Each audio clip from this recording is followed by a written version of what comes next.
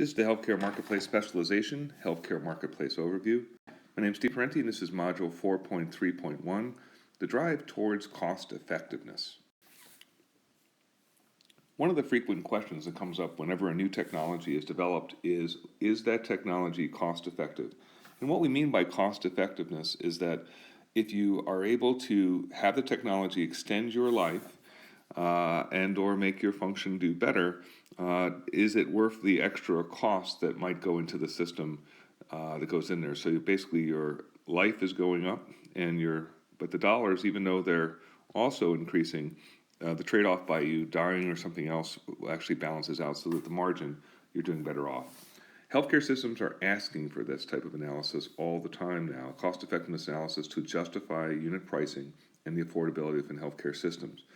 And there are standards for these technologies, for pharmaceutical, for biotech, medical device, to basically have cost-effective analysis in hand in order to get reimbursed. So questions come up a lot when we have a lot of new drugs. Are they worth it? This has actually come up quite a bit with the new hepatitis C drugs that really will cure hepatitis C as long as you're taking it, but they're extremely expensive. So cost effectiveness analysis is a method for economic evaluation of these treatments. What you do is you look at the additional costs, both direct and indirect. So that could be time costs, travel costs, everything else associated with a medical treatment for a given medical outcome. And what we work toward is essentially quantifying both the economic costs and benefits into a single ratio.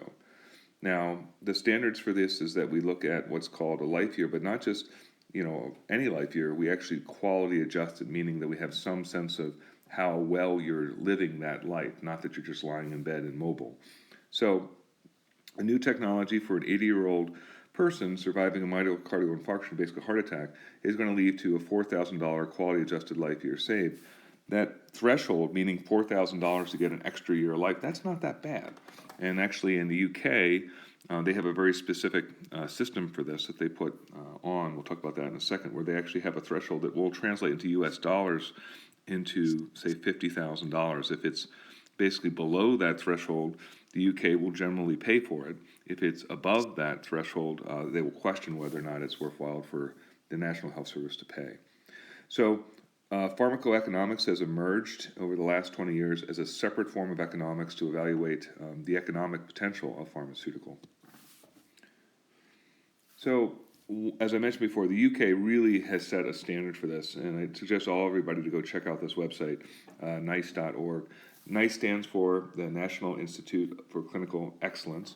There's a report that came out in 2004 that talks about the preferences for this. This group has actually been around since the late 1990s, and what it does is it looks at new medical technologies and writes reports on what their clinical effectiveness are going to be. Now, the United States has something very similar to this as well.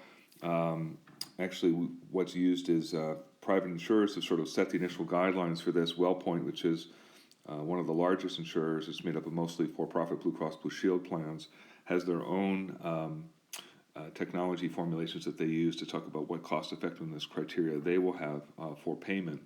The key thing to keep in mind is these thresholds. As I mentioned before, in the UK, it could be 30,000 British pounds, GBP, or it's K there, or in the US that usually will translate dollar-wise into $50,000.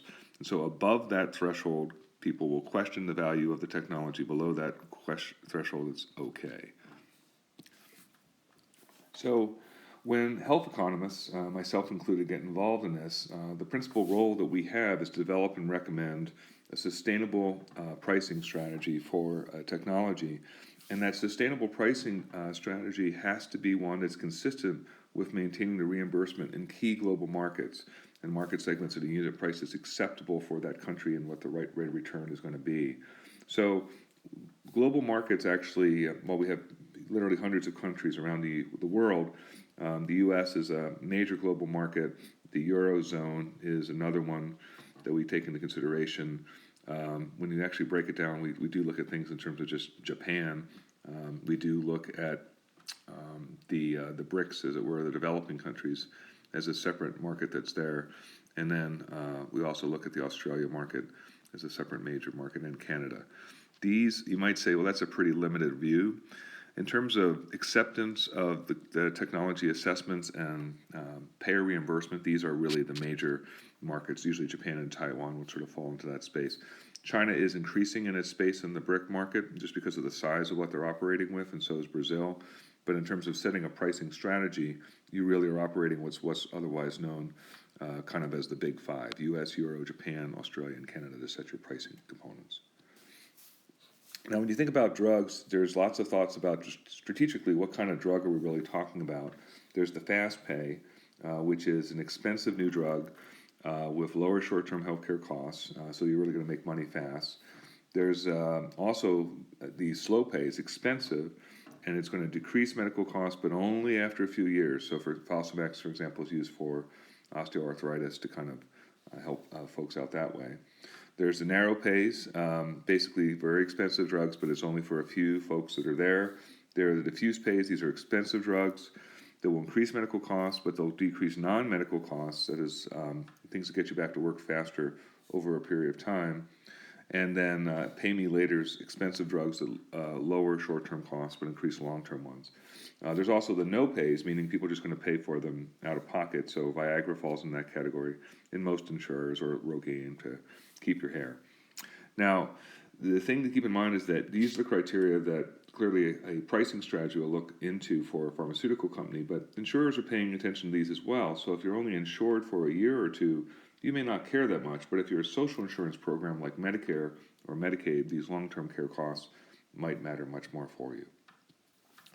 This includes our component on cost effectiveness analysis in the medical technology space.